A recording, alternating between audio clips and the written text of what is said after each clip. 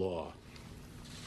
At 11 this morning, I'm going to transmit copies of the public version of the special counsel's report to the chairman and ranking members of the Senate and House Judiciary Committees.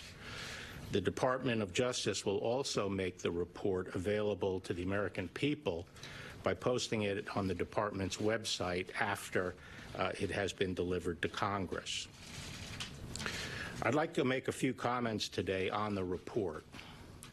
Before I do that, I want to thank Deputy Attorney General Rod Rosenstein for joining me here today and for his assistance and counsel throughout this process. Rod, as you know, has served at the department for nearly 30 years with dedication and distinction, and it's been a great privilege and pleasure for me to work with him since my confirmation. He had well-deserved plans to step back from public service that were interrupted by my asking him to help in my transition. Rod has been an invaluable partner, and I am grateful that he is willing to help me and has been able to see the special counsel's investigation through to its conclusion. Thanks, Rod. Thank you. Yeah. I'd also like to thank Special Counsel Robert Mueller for his service and the thoroughness of his investigation, particularly his work exposing the nature of Russia's attempts to interfere in our electoral process.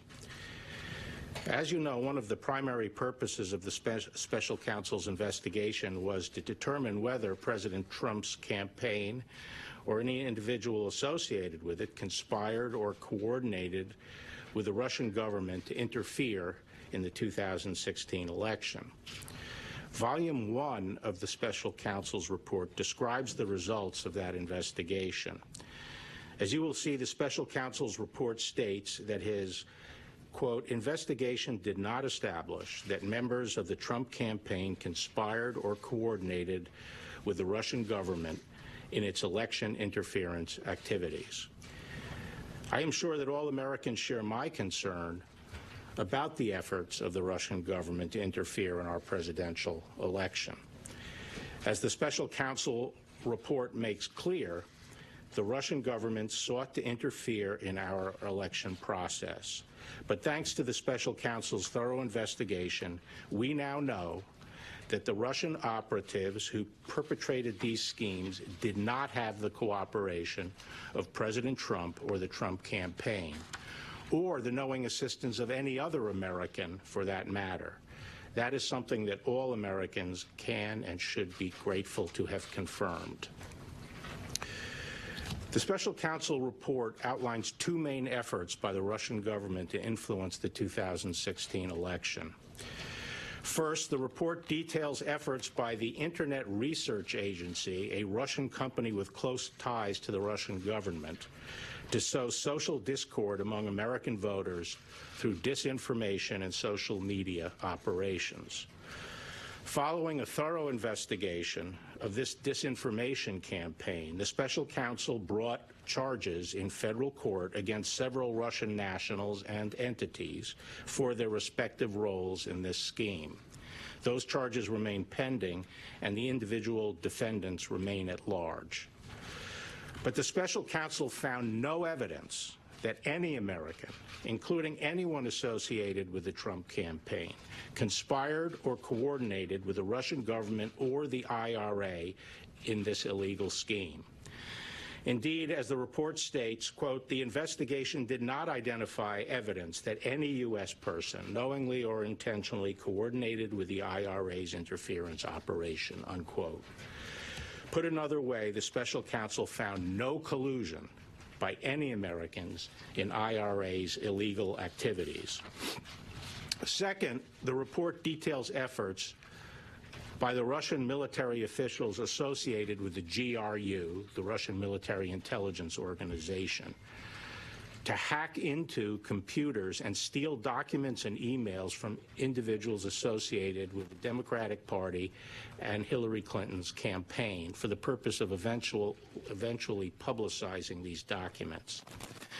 Obtaining such unauthorized access into computers is a federal crime. Following a thorough investigation of these hacking operations, the special counsel brought charges in federal court against several Russian military officers for their respective roles in these illegal hacking operations. Those charges are still pending, and the defendants remain at large. But again, the special counsel's report did not find any evidence that members of the Trump campaign or anyone associated with the campaign conspired or coordinated with the Russian government in these hacking operations. In other words, there was no evidence of the Trump campaign collusion with the Russian government's hacking. The special counsel's investigation also examined Russian efforts to publish stolen emails and documents on the internet. The special counsel found that after the GRU disseminated some of the stolen documents to entities that it controlled, DC Leaks and Guccifer 2, the GRU transferred some of the stolen materials to WikiLeaks for publication. WikiLeaks then made a series of document dumps. The special counsel also investigated whether any member or affiliate of the Trump campaign encouraged or otherwise played a role in these dissemination efforts. Under applicable law, publication of these types of material would not be criminal unless the publisher also participated in the underlying hacking conspiracy. Here, too, the special counsel's report did not find that any person associated with the Trump campaign illegally participated in the dissemination of the materials. Finally, the special counsel investigated a number of links or contacts between the Trump campaign officials and individuals connected with the Russian government during the 2016 presidential campaign. After reviewing these contacts, the special counsel did not find any conspiracy to violate U.S. law involving Russian-linked persons and any persons associated with the Trump campaign. So that's the bottom line.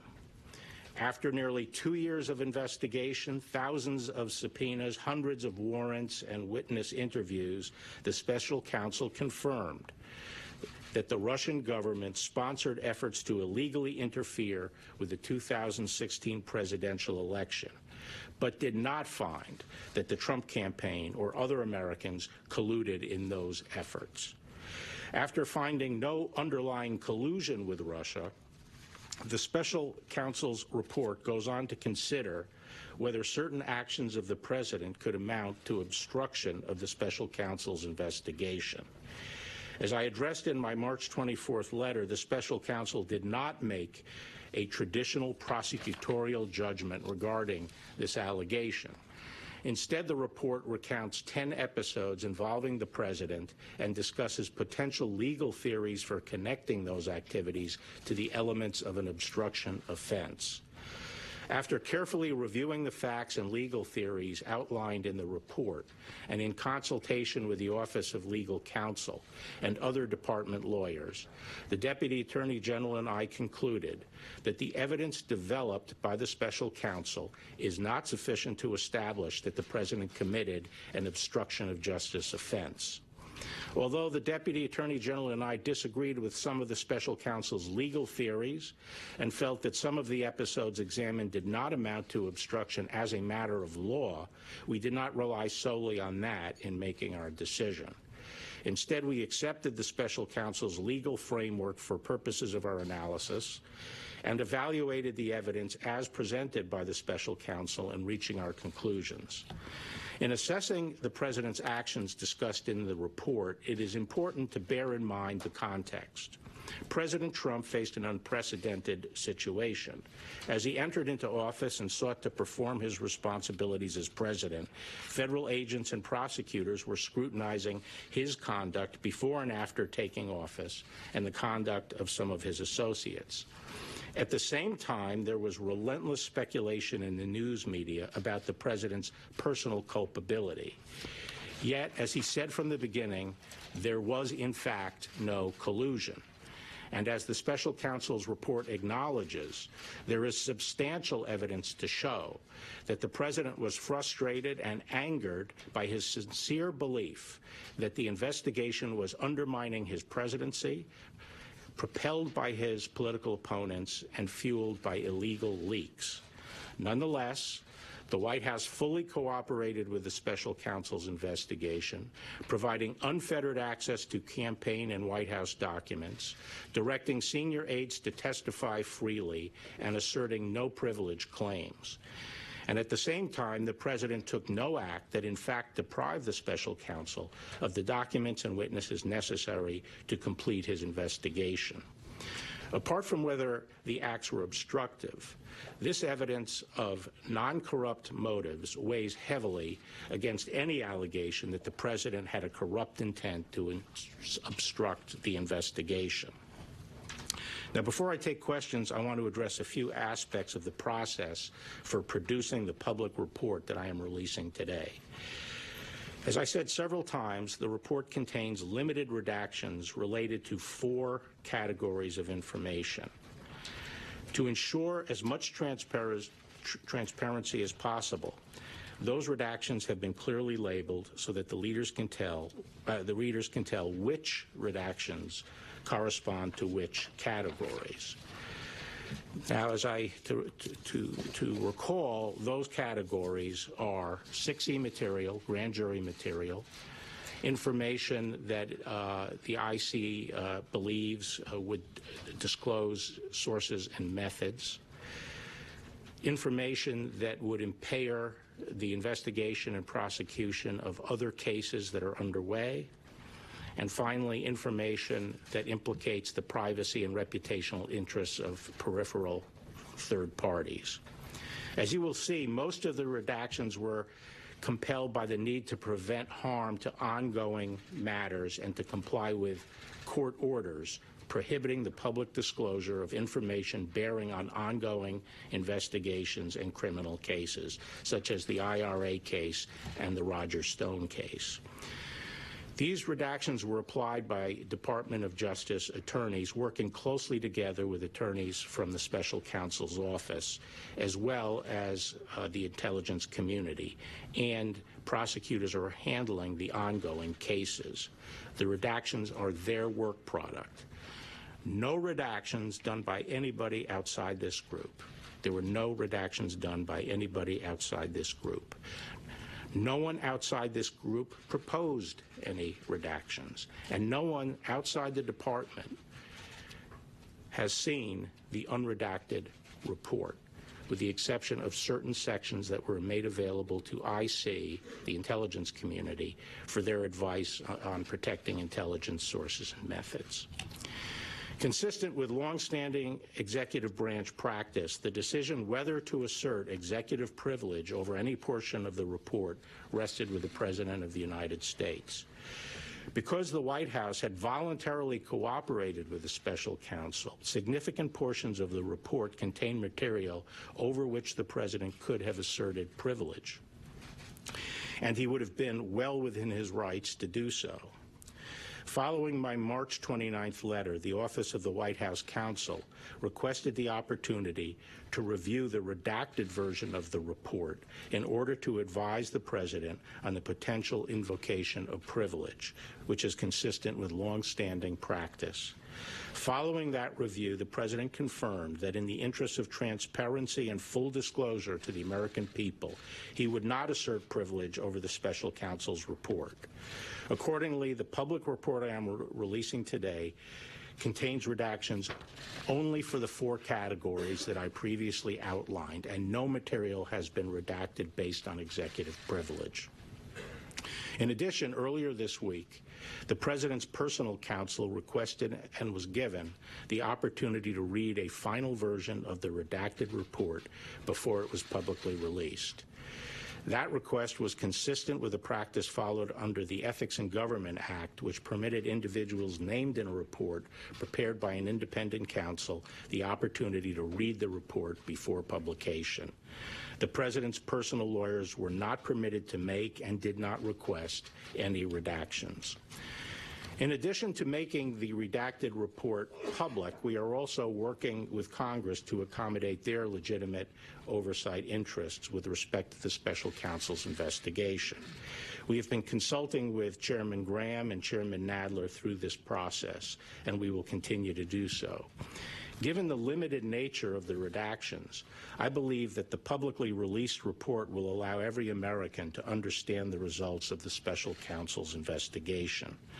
Nevertheless, in an effort to accommodate congressional requests, we will make available, subject to appropriate safeguards, to a bipartisan group of leaders from several congressional committees, a version of the report with all redactions removed, except those relating to grand jury information. Thus, these members of Congress will be able to see all of the redacted material for themselves, with the limited exception of that which, by law, cannot be shared. I believe that this accommodation, together with my upcoming testimony before the Senate and House Judiciary Committees, will satisfy any need Congress has for information regarding the special counsel's investigation. Once again, I'd like to thank you for being here, and I will now have a few questions.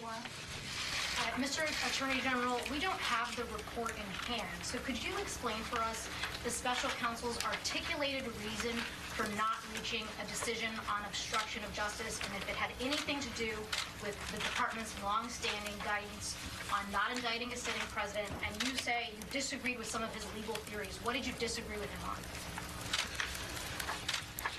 on? I'd leave it to his description in the report, the special counsel's own articulation of why he did not want to make a determination as to whether or not there was an obstruction offense.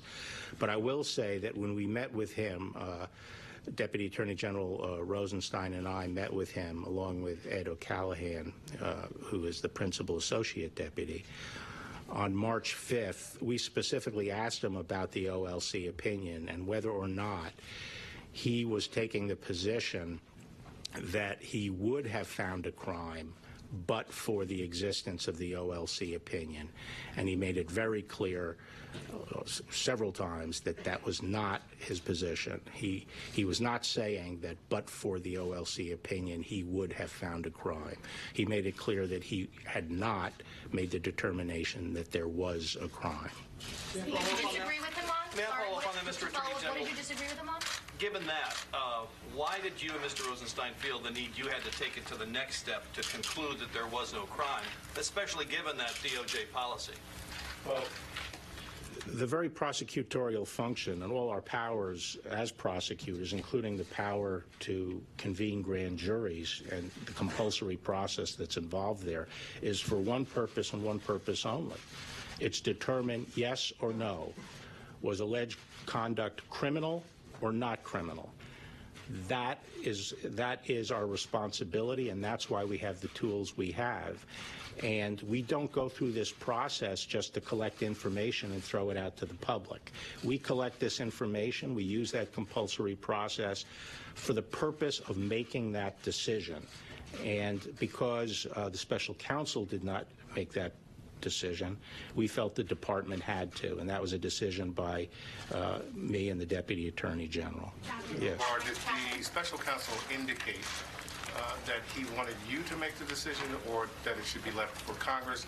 And also, how do you respond to criticism you're receiving from congressional Democrats that you're acting more as an attorney for the president rather than as the chief law enforcement officer? Well, Special Counsel Mueller did not indicate that his purpose was to leave the decision to Congress. I hope that was not his view, since we don't convene grand juries and conduct criminal investigations for that purpose. He did not. I didn't talk to him directly about the fact that we were making the decision, but I am told that his reaction to that was that it was my prerogative as Attorney General to make that decision. Attorney General Barr, Catherine here at Fox News. Hi there. Is there anything you can share today about your review of the genesis of the Russia investigation and whether assets have been provided to investigate? No, today I'm really focused just on the process of releasing this report. Attorney General, senior Democrats in Congress have asked for Robert Mueller himself to testify. Robert Mueller remains a Justice Department employee as of this moment. Will you permit him to testify publicly to Congress? I have no objection to Bob Mueller personally testifying. Mr. Attorney General, it's not just Democrats who have questioned some of the process here. A Republican-appointed judge on Tuesday said you have, quote, created an environment that has caused a significant part of the American public to be concerned about these redactions. You've cleared the president on obstruction. The president is fundraising off of your comments about spying. And here you have remarks that are quite generous to the president, including acknowledging his feelings and his emotions. So what do you say to people on both sides of the aisle who are concerned that you are trying to protect the president? Well, actually, the statements about his sincere beliefs are recognized in the report, that there was substantial evidence for that. So I'm not sure what your basis is for saying that I am being generous to the president. You face an unprecedented situation. It just seems like there's a lot of effort to go out of your way to acknowledge how this. Well, is there another precedent for it? No, but it's unusual. Okay, so unprecedented is an accurate description, isn't it? Yes, but Okay. what do you say to people who are concerned that you were trying to protect the president? Eric? There's a lot of public interest in the absence of the special counsel and members of his team. Was he invited to join you up on the podium? Why is he not here? This is his report, obviously, that you're talking about today. No, it's not. The report he did for me as the Attorney General. He is required under the regulation to provide me with a confidential report. I'm here to discuss my response to that report and my decision, entirely discretionary, to make it public, since these reports are not supposed to be made public. That's what I'm here to discuss. Impropriety for you to come out and sort of what appears to be sort of spinning the report before the public gets a chance to read it? Okay, thank you very much. Thank you. Well, there you have it right there. Attorney General William Barr just finishing his press conference laying out his interpretation of the conclusions of Robert Mueller's, Special Counsel Robert Mueller's report. Extraordinary press conference there by the Attorney General, not just on the process that he went through in redacting this report by Robert Mueller, but also laying out again his conclusions. And you saw him facing questions there already raised by Democrats that this puts his impartiality into question. I want to start out with our chief legal analyst, Dan Abrams, right here. Pretty extraordinary right there at the start, Dan Abrams, how basically William Barr again summarized what he thought the conclusions of Robert Mueller's report are, even though over the last 700 days we haven't heard from Robert Mueller himself. Right, and again and again and again repeating this notion that there wasn't, what the evidence didn't show, that the evidence didn't show collusion. And basically, he would take the legal term conspiracy and then say, so what this really means is that there's no collusion. Now, that's where he gets into dangerous territory, right? You can say Robert Mueller's report found there was no conspiracy with the Russians to interfere in the election. When you then start summarizing what that means, you're now going to a different level. And I think that's the danger for him here. And it didn't just happen there. You heard that reporter there asking him some tough questions about whether he was talking about his emotions and his feelings. He talked about the context. He said, let's put this into context for a moment. Why is the Attorney General putting it into context? So that's... Well, he has that phrase that the president was facing an unprecedented situation. Of course, several presidents have been investigated in the past. I want to hold on right here because Pierre Thomas was there in the room with the Attorney General.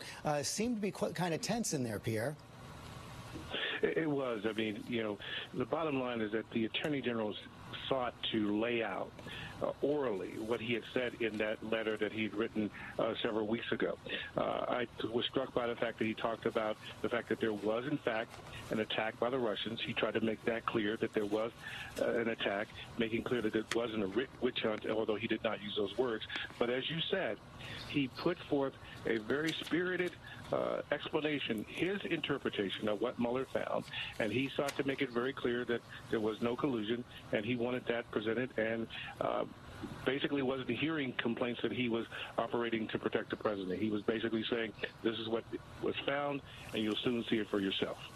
And thank you, Pierre. And Terry Moran, also here, our chief national correspondent. Of course, he also laid out his conclusions of Robert Mueller's conclusions on obstructions. There was more daylight, apparently, between Robert Mueller and the Attorney General than there may have been on the question of collusion. That's right. They disagreed, or Robert Mueller was not going to take a position on whether or not the evidence that he had gathered could amount to obstruction of justice by President Trump. And it's Bill Barr, the Attorney General, who decided to step into that breach and read the evidence through his lens, the lens that he shared with us, almost like a lawyer making a closing argument. I think that's worth pointing out. This is such a big day. Here's this matter that concerns the confidence of the country in the election and the president that has belonged up until now to the lawyers, to the investigators and the lawyers and Justice Department officials and the president's lawyer. Today, it belongs to the entire citizenry. And this sounded like an effort to make an argument to that citizen. One of the big questions, Kate Shaw, also legal analyst, was asked is whether or not Robert Mueller intended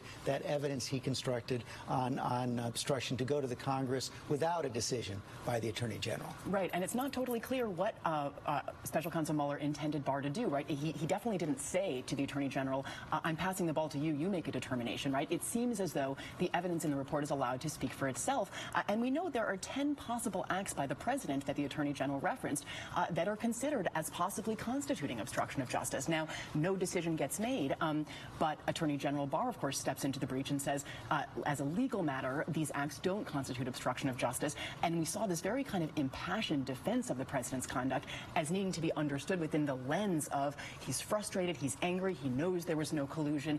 It really did feel, I think, as Terry just said, like a personal lawyer making a defense of a client as opposed to a chief law enforcement And Danny officer. Rosette, of course, gets to the question of intent on obstruction of justice. Right, and there was a very important question asked of him, whether the Office of Legal Counsel memo, which in 2000 found that a sitting president shouldn't be indicted.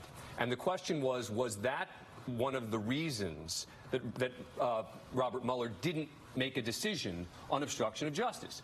He wouldn't answer whether he said that in the memo itself, which to me indicates there was some mention of it in the memo. But he did then say, but when I spoke to him about it, he said it wasn't but for, meaning he confirmed that he wasn't ready to indict but for the Office of Legal Counsel guidance.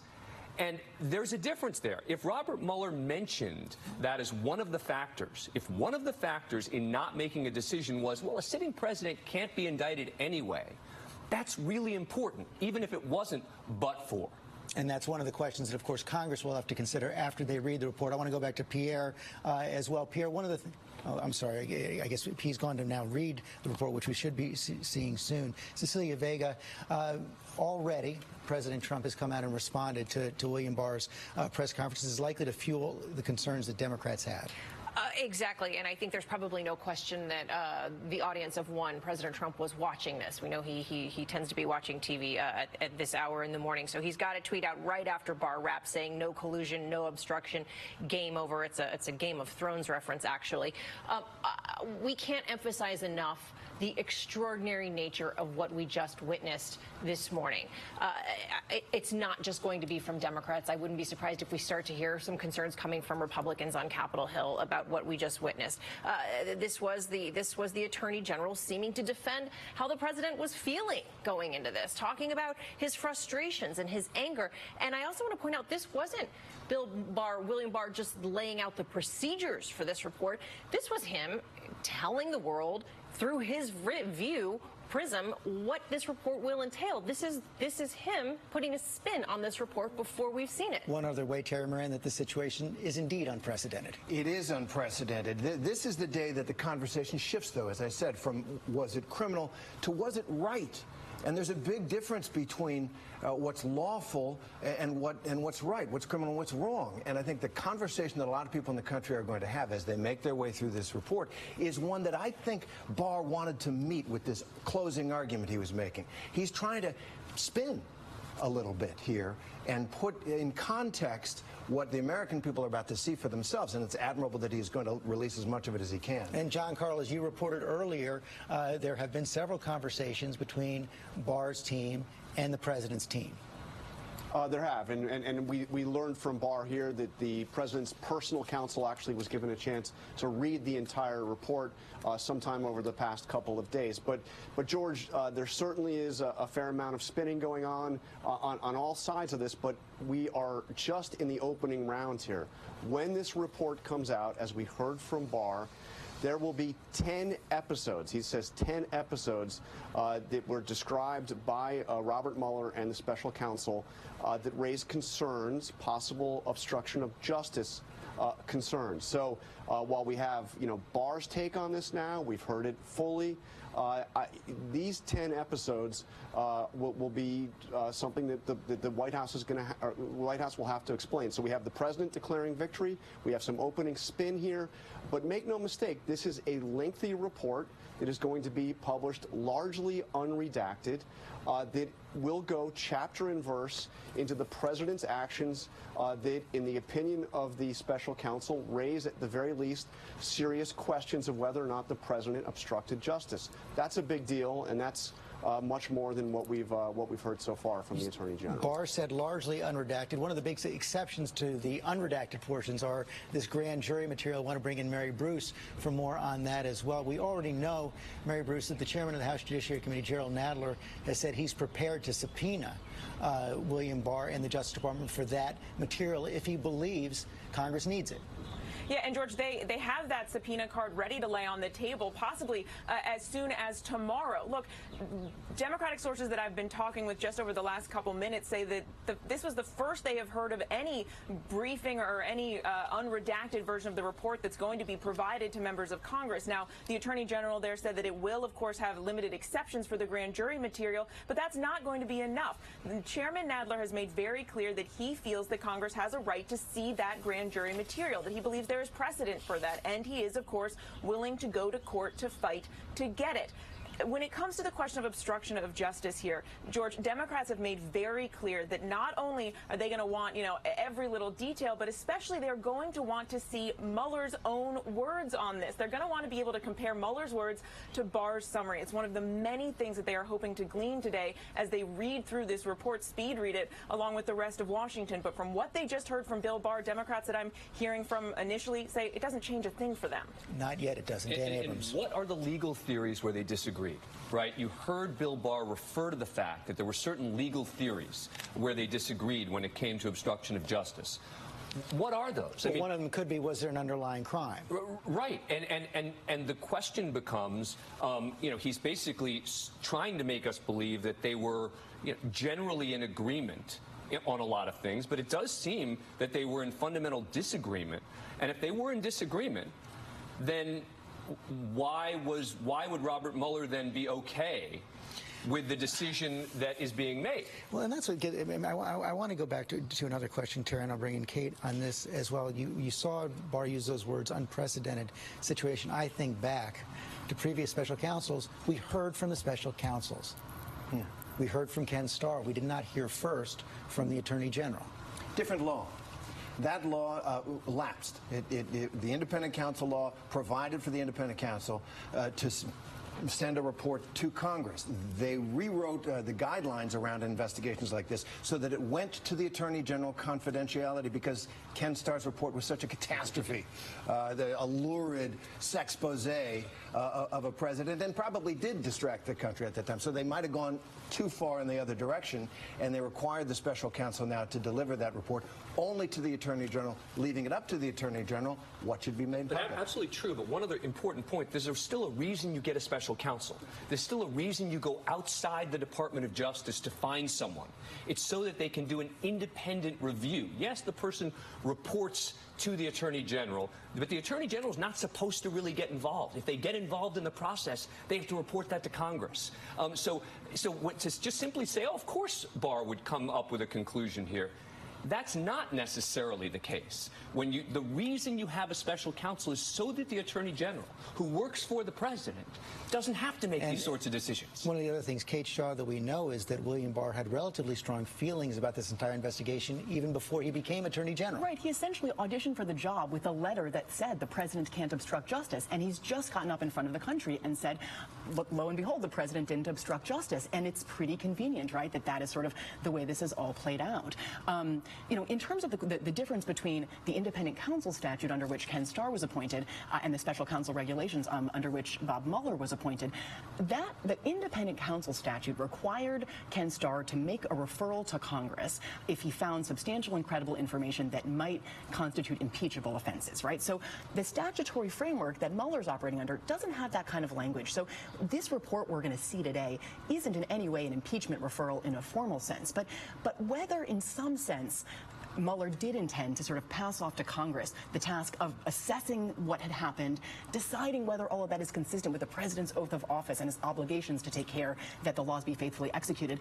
That may be where the sort of action shifts to after today. Well, the action is starting to shift already. Mary Bruce, I want to bring you back in here because we're already hearing now from the chairman of the House Judiciary Committee saying they want to hear from Robert Mueller. Yeah, the chairman just sent a letter saying that Mueller needs to testify on the Hill no later than May 23rd. In a tweet, Chairman Nadler says it is clear Congress and the American people must hear from special counsel Robert Mueller in person to better understand his findings. We are now requesting Mueller to appear before the Judiciary Committee as soon as possible. George, prior to today, Democrats had always said that calling Mueller up was a possibility. It seemed they were going to hold off on that until they saw the redacted report, until they heard from Bill Barr, who's set to testify on the Hill May 1st and 2nd.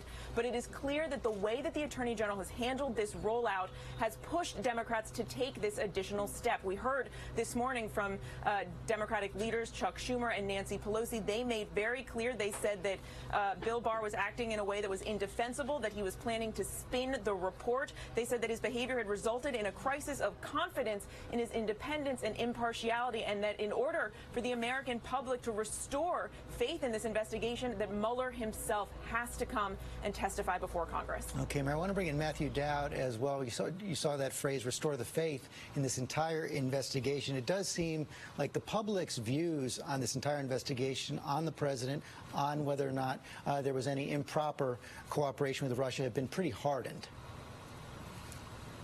Oh, they were hardened, and that 3.5-page letter that Barr put out didn't move the public at all, didn't move more people for the president or more people against the president. It's pretty firm, and my guess is, in the aftermath of this, I was struck, George, by watching this and listening to Bill Barr, how much he put his own credibility on the line, it seemed, in order to spin for the president and to give the president basically what's going to amount to is 2 hours of better press. He put his own credibility on the line, and as you watched him do that, excusing the president on his emotional or mood state related to obstruction of justice, he felt more like, to get back to a Game of Thrones reference, he felt more like the hand of the king than he did the Attorney General of the United States. And I think we're going to see, when the report is fully read, how big the gap between what Bill Barr just said and what the report actually says. And that's a big question, Terry Moran, is, I mean, because it would be quite a gamble for the Attorney General to go out there and give a press conference like this if indeed there were significant gaps. And I think that's one of the reasons the president's supporters are so confident in him. He's 68 years old. He's been Attorney General. He's got a reputation. Would he really throw it away for this? Now, he looks at the law and at the power of the president very differently, in a way that's very favorable to President Trump. He did write that letter saying that the president has these authorities and that the law can't apply to him, essentially. That is not universally accepted. Bill Barr has a legal opinion that is favorable to Trump, but whether or not he would sacrifice his character, which he'd spent decades building, he's not a Trumpy. And so much of that will depend on whether Robert Mueller also backs him, not only in the writing of the report, but apparently when he comes to Congress later in May. Right. No question about that. But can we just take one step back and talk about how crazy it is that we're sitting here for an hour without the report?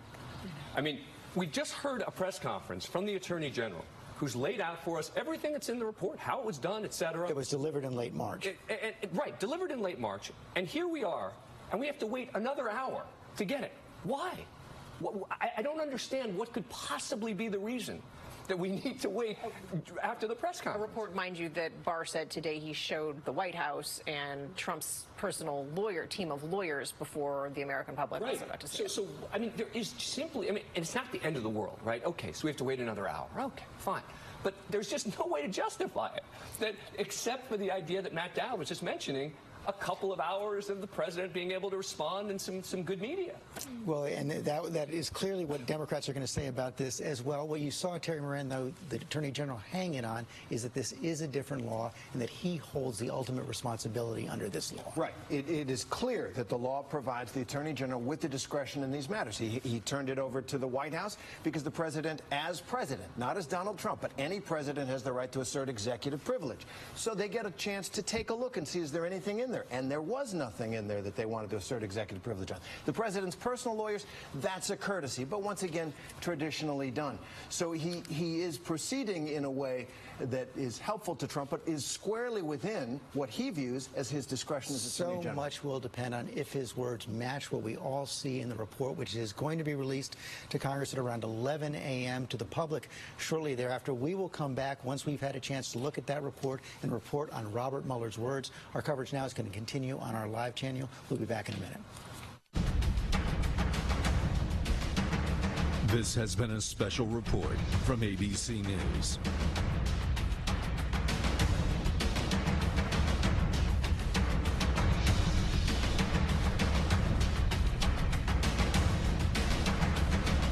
Our firm, they gave me a better look on life, and they got justice for me and my son. Staying active is a part of my lifestyle no matter how I get moving. I use the circuit trails to get outside for running, biking, and walking. I make it a part of my routine. Check out the circuit trails.